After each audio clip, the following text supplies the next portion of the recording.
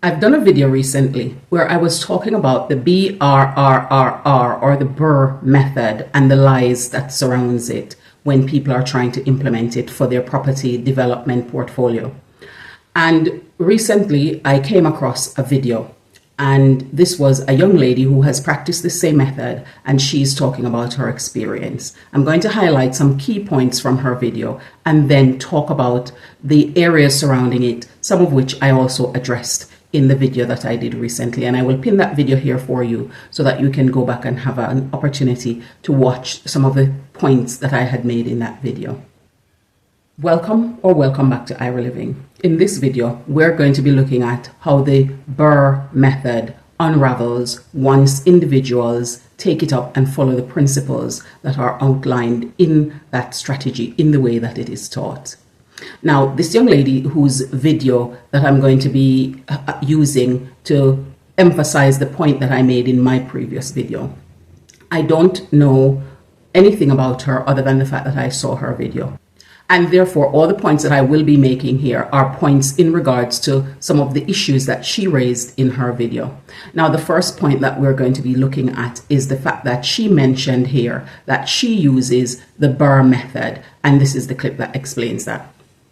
I thought owning rental properties would be a great source of income, but boy was I wrong. Most real estate investors teach about buying rental properties, rehabbing them, renting them out to tenants, and then refinancing them with the bank just to only cash flow $300 per month. And that $300 per month may sound like a small amount, but when you have a lot of units, that amount adds up. For the 22 units that I own with my business partner, we roughly cash flow on an average of $600 per month, and that's per unit. And on a monthly basis, that comes to $13,200. And on an annual basis, each year, that comes to $158,400. And that's a big cash flow amount just for only owning 22 units. Now that we talked about the money side of things, you're probably thinking to yourself, Stephanie, why on earth would you regret buying all these properties and wanting to sell them if you're making well over 6 figures with them? Well, because I'm here to tell you the dark side of owning rental properties that the other real estate gurus won't tell you. I honestly thought that as we buy more rental properties that I would make more money. And as we continue to buy more,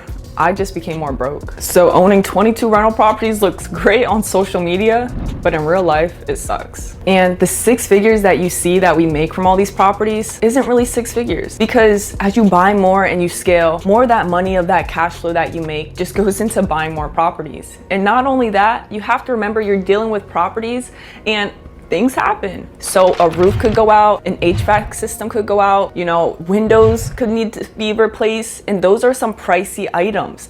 And that starts to add up. Look, think about it. Let's say you own a single family house and you decide to rent it out and you cash flow $400 per month. That's great. That's above average because typical investors look to cash flow roughly $200 a month. So you're making $400 a month just from this one property. Now, let's say your roof goes out, and to buy a new roof, that costs $5,000. All your cash flow of that $400 per month is completely wiped out just because of that one thing, just because you have to pay for that roof. Look, I'm not here to tell you what to do with your money, whether that's buying rental properties or not. I'm just here to tell you what my journey is and the ups and downs that have come along with it, just so it can help you along the way. Because at the end of the day, we all know that there are pros to rental properties and there are also cons to rental properties. Throughout us buying all these rental properties within an 18-month time frame, I quickly realized that we were becoming equity rich, but cash poor. And having a lot of equity is great, but equity does not put gas in my tank for me to be able to drive to the office and drive to appointments. I don't like living a life having to constantly check if my bank account is in the negatives or not. I just got tired of it, honestly.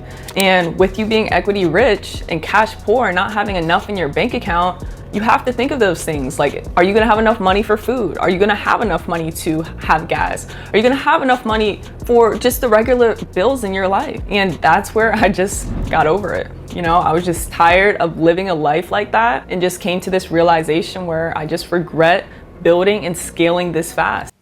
Now, in this method, you see the things that are glaringly commonplace to the BRRRR method, which is where you buy the property, you renovate the property, you rent the property, and then you refinance it and you repeat your process. And she has managed to do that over an 18 months period, acquiring 22 properties. And now she describes herself as equity rich and cash poor.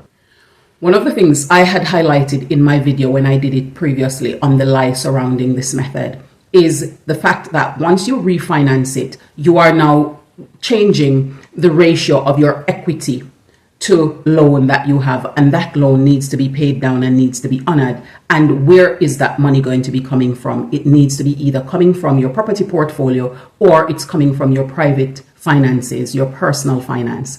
And therefore, although this property seemed to be cash flowing from what she's said, the key fundamentals towards it is that it's not cash flowing sufficiently to sustain her and to live the lifestyle that she wants to live, and put aside money for maintenance and other costs that could incur, because so much of the money is being used to service the loans that are on the property, the insurance, and other maintenance issues that need to be looked at as she goes along. Now, in this video, she hasn't mentioned property management.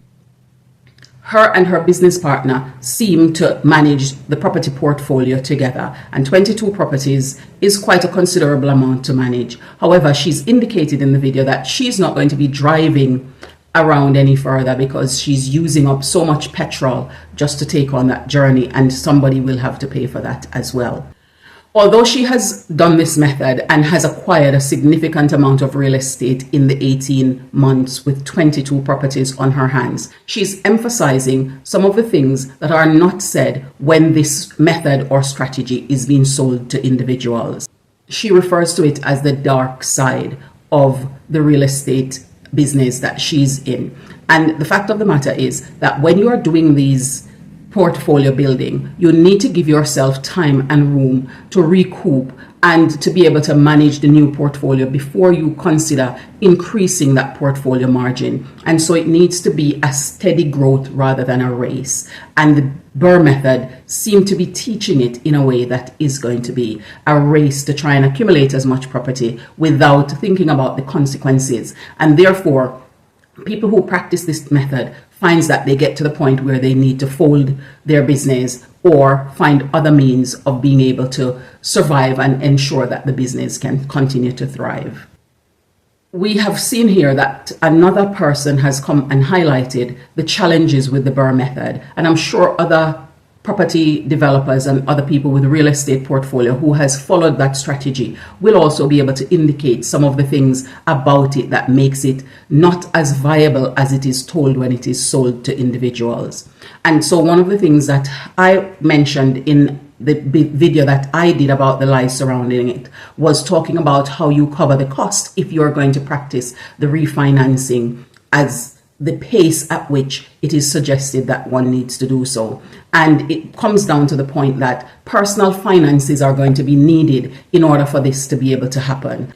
And if not personal finance, then it needs additional source of income in order to be able to help to cover some of the costs that needs to be paid down, such as maintenance and paying yourself if you are the person who is going to be doing the property management and needing to go around to each of the different properties in your portfolio to ensure that things are being done in a way that it needs to be done. Now, of course, she is looking at the other option that is also available, which is selling off some of her equity so that she can become, as she refers to it, more cash rich. Building a portfolio is about making sure that you are holding as much equity as you possibly can. However, you cannot do that at the expense of being able to survive and having enough cash to cover all of the expenses, because to do so would be to put your portfolio in a position of compromise. And therefore, people who want to practice this BRRRR method need to give adequate consideration to the impacts that it could have on their portfolio building when they go at it with this heavy emphasis on the refinancing and repeating. Scaling any business requires time and diligence, and it is therefore important that if you're building a portfolio, you need to give yourself time to settle into the new level that you have built or acquired when you scale, to make sure that it is being proficient at that level before you consider scaling further. And practicing this method will mean that you are better able to hold on to your equity and not needing to feel that you are cash poor in the process. Although running the numbers are always going to be important, it is about ensuring that you establish stability at every level that you've scaled to before you add on new levels, so that you don't find that the whole structure that you've built come falling down or collapsing because you didn't spend enough time to stabilize each level that you've climbed to. Remember, financial literacy is revolutionary. It has transformed my life, and I believe that it can do the same to yours.